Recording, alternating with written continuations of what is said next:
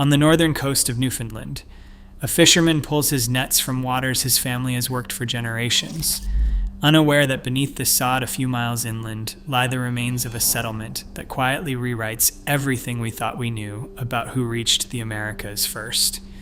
For 5 centuries, the story has been the same. Christopher Columbus, 1492, the New World. But carbon-dated timber, archaeological ruins, and now genetic evidence are telling a different story. 500 years before Columbus's ships ever crossed the Atlantic, Vikings were already here. They built homes. They harvested wild grapes. They buried their dead in American soil. And the descendants of the journey they began are still walking among us today.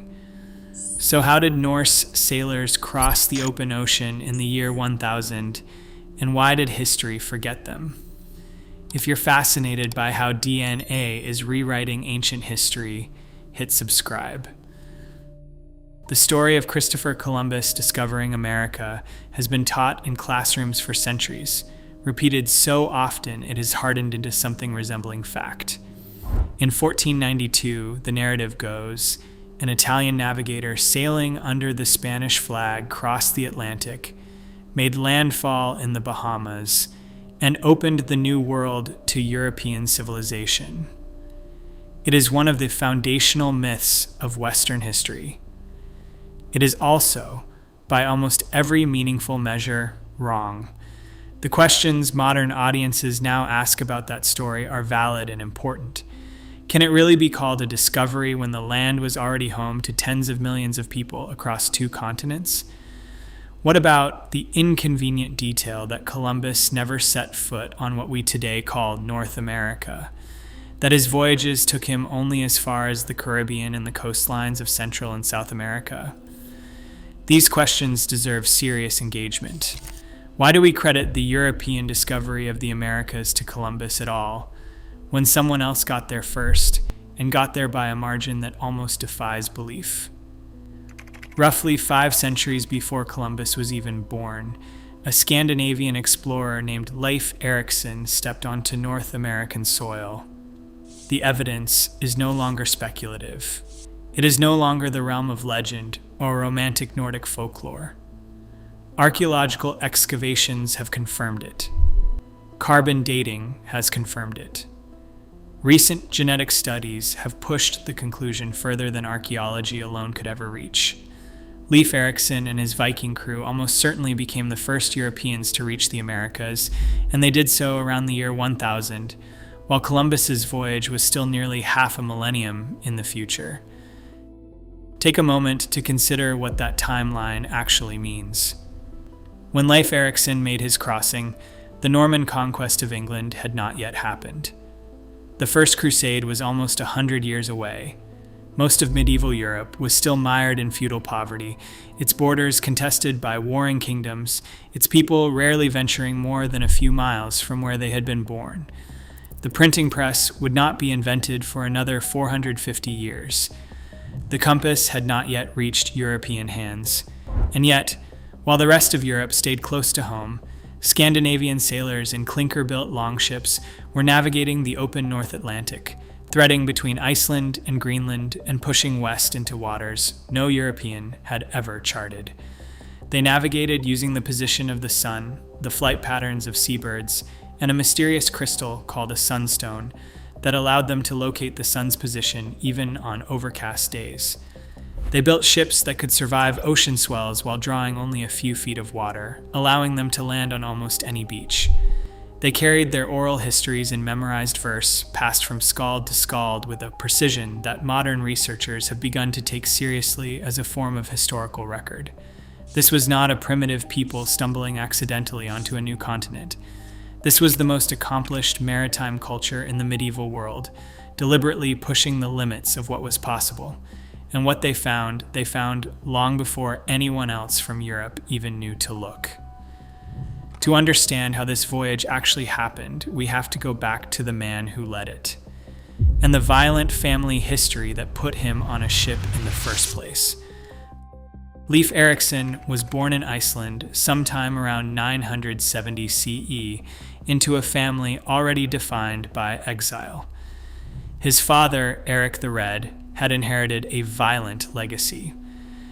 Eric's own father had been banished from Norway for manslaughter and had fled to Iceland to start over, dragging his young son with him into a frontier colony at the edge of the known world. The pattern would repeat. When Leif was still a boy, Eric the Red was himself exiled from Iceland after killing a neighbor in a dispute. The family's options were narrowing. There were no more islands to flee to that anyone had bothered to settle. So Eric did what Vikings did when they ran out of land. He sailed west, found something almost no one believed existed, and called it Greenland. The name was a deliberate marketing strategy. Eric knew that no one would follow him to a land called Iceland's colder cousin, so he chose a name that suggested fertility and promise. The strategy worked. Settlers came. A new colony took root on the southwestern coast of one of the harshest inhabited landscapes on Earth, and Leif Ericson grew into adulthood in a settlement carved out of permafrost and stone. As a young man, Leif made the voyage to Norway, the ancestral homeland his grandfather had been forced to flee. There he encountered King Olaf Tryggvason, a recent convert to Christianity who was actively pressuring his subjects to abandon the Old Norse gods. Olaf converted Leif and gave him a mission: return to Greenland, spread the new faith to the pagan settlers there. Leif accepted the commission, but the journey home would become something far stranger than a missionary voyage. To understand what happened next, you have to picture the world Leif was operating in. Viking longships were marvels of medieval engineering, but they were still open boats. No cabins, no below decks. The crew slept in sealskin sleeping bags on the deck, exposed to whatever the North Atlantic decided to do that night. Navigation was a craft passed down through generations, drawing on the position of the sun at noon, the flight patterns of seabirds, the color of the water, the temperature of the wind. The sagas tell us the Vikings used a stone called a solarstein, a solar stone, that could locate the sun's position even through cloud cover, almost certainly a piece of Iceland spar whose polarizing properties Norse navigators understood centuries before European scientists would describe the same phenomenon. Their oral tradition was equally formidable. Skalds, the Norse poets, memorized vast genealogies, voyages, battles, and bloodlines in alliterative verse, passing them down through generations with a discipline that modern oral history researchers have only recently begun to fully respect. The sagas that record Leif's voyage to North America were not finally written down until the 13th century, 200 years after the events they describe. For a long time, scholars dismissed them as embroidered legend. That dismissal is now collapsing. Because at the moment, Leif Ericson sailed back toward Greenland with King Olaf's commission in his hands, the historical record splits in two. Two competing sagas survive. They agree on the broad shape of what happened next, but disagree, sometimes sharply, on the details. One tells of a deliberate expedition driven by a tantalizing rumor.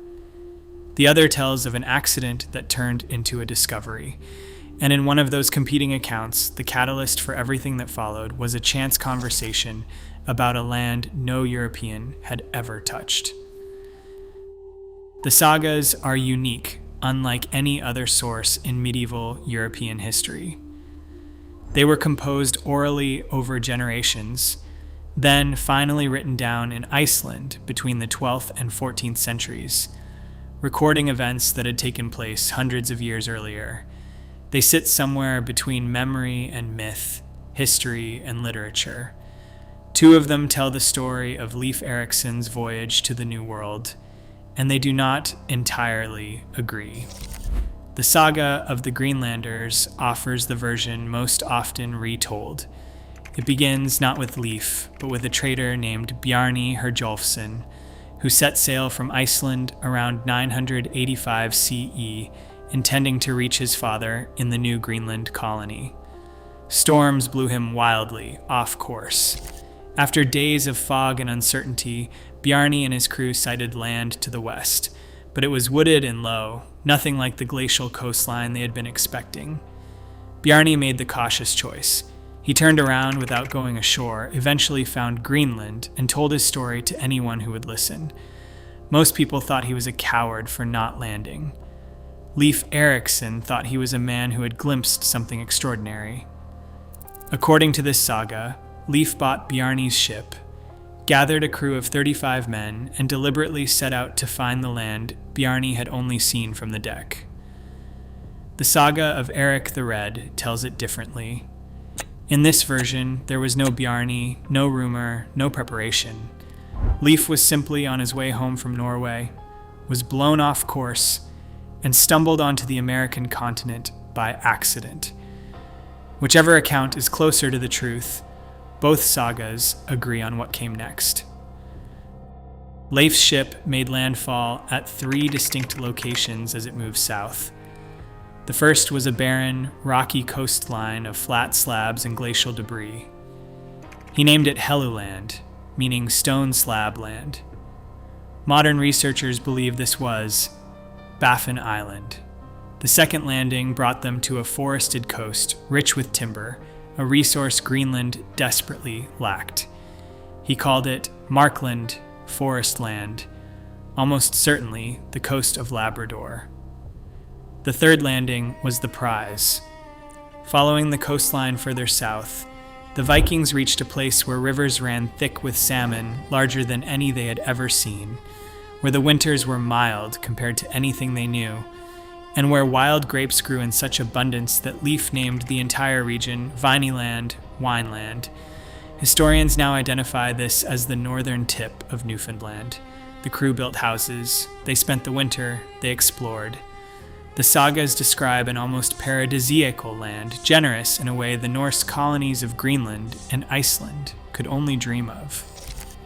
When spring came, Leif loaded his ship with timber and grapes and sailed back to Greenland, where news awaited him that his father had died. He inherited the chieftainship of the colony and never returned to North America. But the door he had opened did not close behind him. His brother Thorvald led the next expedition just 3 years later, exploring further along the coast. That voyage ended badly. Thorvald was killed in a violent encounter with the indigenous population the Vikings called Skraelings, making him, by most accounts, the first European ever buried in American soil. Other expeditions followed. Settlements were attempted. None of them lasted. For nearly 1,000 years, this was just a story. A beautiful, suspect, possibly fictional story. Until a Norwegian explorer with a hunch and a sharp eye for terrain went looking for something almost no one believed he would find. In 1960, a Norwegian explorer named Helge Ingstad arrived in Newfoundland with a theory that most professional historians had long since dismissed. He believed the sagas were not pure invention. He believed Leif Ericson's Vinland was a real place, and that if he searched the right coastline carefully enough, he would find physical evidence of it. He had spent years studying the saga descriptions, mapping their geographic clues against modern terrain. The northern tip of Newfoundland, he was convinced, matched. Local fishermen in the village of Lance aux Meadows had been telling outsiders for years about strange, overgrown mounds along the shore, the kind of low ridges that suggested human structure beneath the sod. Ingstad and his archaeologist wife, Anne Stein Ingstad, began excavating. What they uncovered changed everything. Beneath the grass were the foundations of 8 buildings: sod walls, iron nails, a forge with evidence of iron production, the first definitive proof of European-style ironworking anywhere in the pre-Columbian Americas. The construction techniques were unmistakable to anyone trained in Norse archaeology. The buildings matched the long, narrow halls being excavated at Viking sites in Iceland and Greenland from the same period. An international team was assembled to verify the find. The results were definitive. The settlement was Norse. It dated to roughly 1000 CE. It was, beyond any reasonable archaeological doubt, a Viking outpost on North American soil, settled 500 years before Columbus was born. The site was eventually designated a UNESCO World Heritage Site, the first cultural site in the Americas to receive that recognition. But the precise dating was still uncertain. Radiocarbon methods of the 1960s could narrow a date to within a century or so, not to a specific year. That changed in 2021, when a team of researchers published a study in the journal Nature using a remarkable new technique. In the year 993 CE, a massive solar storm bombarded Earth's atmosphere with cosmic radiation, leaving a distinct radiocarbon spike preserved in the growth ring of every living tree that year. By locating that spike in tree ring samples and counting the rings outward to the bark, scientists could determine the exact year a tree had been felled. The team applied this technique to 3 pieces of timber from Meadows, including a piece that had been worked with metal tools, ruling out any indigenous origin. The result was the first scientifically precise date for European presence in the Americas. The wood had been cut in the year 1021 CE. At first glance, this seems to contradict the sagas, which place Leif's voyage closer to the year 1000. It does nothing of the sort. Dr. Colleen Beatty, a Viking specialist with the Institute for Northern Studies in Scotland, has pointed out that a 1021 cut date does not erase the possibility of earlier visits. The settlement was almost certainly used in multiple phases, occupied, abandoned, repaired, reoccupied, perhaps over decades. The 1021 timbers may represent a later round of construction or repair rather than the original founding. The deeper implication of the Meadows evidence is the one most often missed.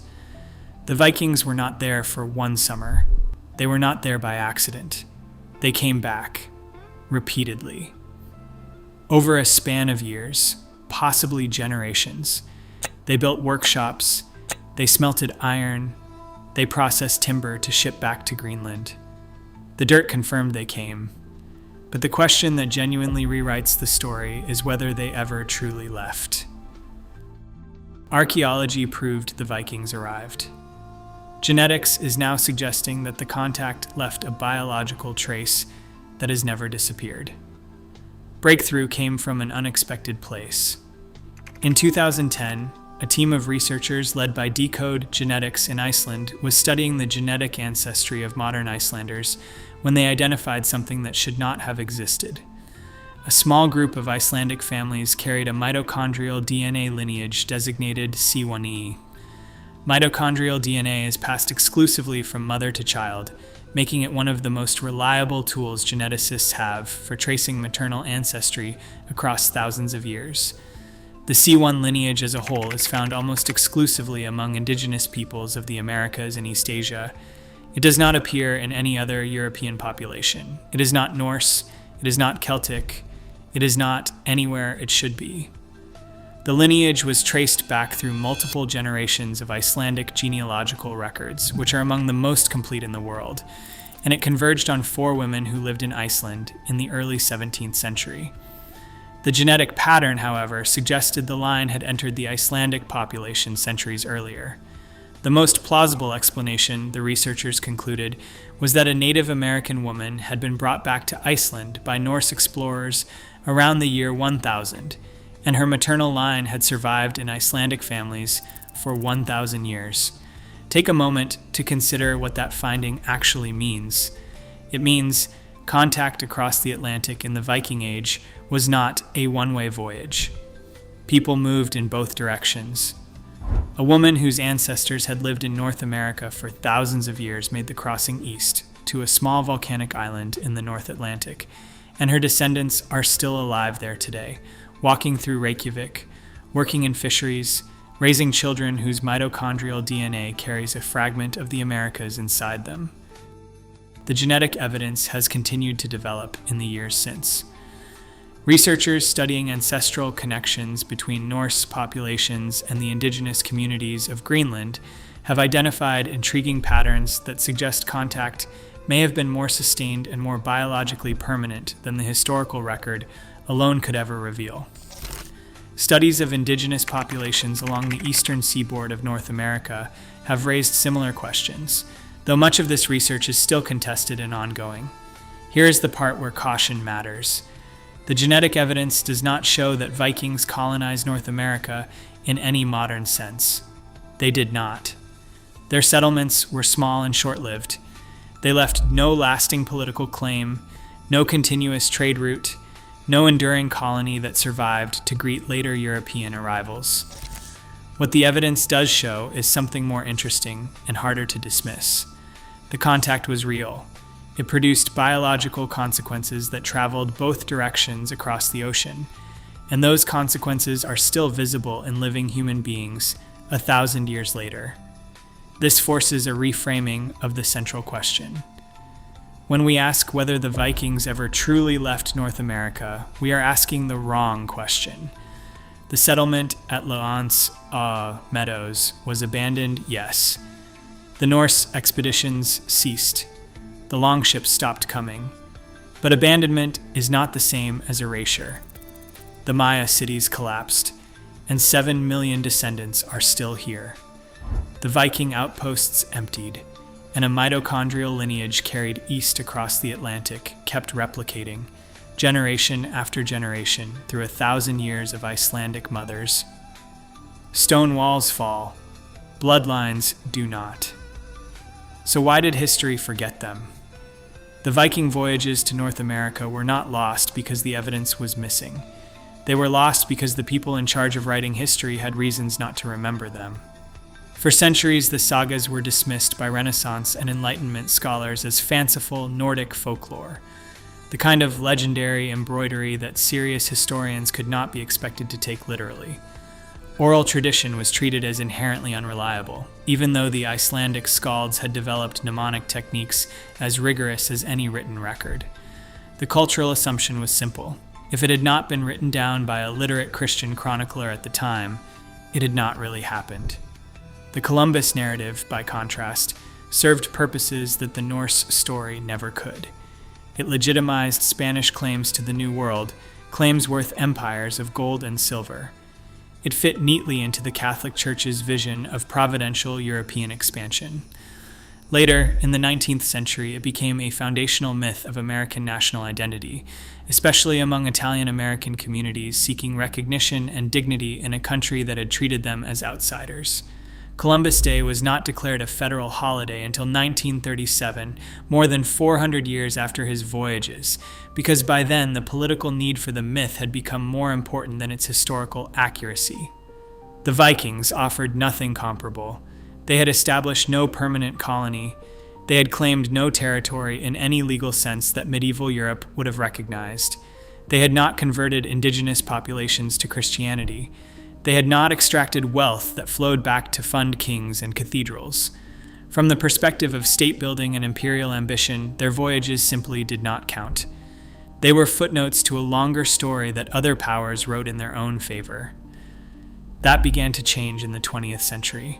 The Meadows excavation forced the academic world to acknowledge what the sagas had been describing all along.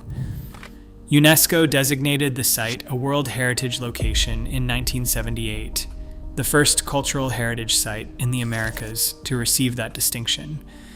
In 1964, American President Lyndon Johnson signed a proclamation declaring October 9 to be Leif Ericson Day, marking the anniversary of the 1825 arrival of the ship Restoration, which carried the first organized group of Norwegian immigrants to the United States. By coincidence, the date now sits within a few days of Columbus Day, and in some years the two are commemorated almost simultaneously. There is a temptation in all of this to flip the narrative entirely, to declare that the Vikings deserve the credit Columbus has wrongly received. That temptation should be resisted. Neither voyage was a discovery in any meaningful sense. Both Columbus and the Vikings arrived on land that had been continuously inhabited for tens of thousands of years by sophisticated indigenous civilizations whose names, languages, and accomplishments have been systematically erased from the historical record by the very European traditions that elevated their own arrivals into mythology. Both expeditions brought disease, both brought violence. The Vikings clashed with the Skrælings. Columbus and the Spanish initiated a demographic catastrophe that killed tens of millions across two continents. The difference between them is one of scale and consequence, not of innocence. What the evidence actually shows is narrower and more honest. Of the people who crossed the Atlantic from Europe, the Vikings got there first by half a millennium. They were not the first to find the land. They were simply the first foreigners to touch it. Which leaves us with what the evidence actually means. The Vikings did not conquer North America. They did not colonize it. They did not even leave behind a name on any modern map that schoolchildren would recognize. But they came, they stayed long enough to matter, and they left a biological thread that runs through Iceland, through Greenland, possibly through Indigenous North America itself, all the way down to the present day. Christopher Columbus did not discover America. Leif Ericson did not discover America. Nobody discovered America, because millions of people were already here. But the question of who arrived first from across the Atlantic finally has an answer, and it is written in timber rings cut in the year 1021 and in mitochondrial DNA carried by Icelandic mothers for 1,000 years. The settlements were abandoned. The voyages were forgotten. The bloodline kept going. The Vikings reached America, and in the only way that actually matters, they never left.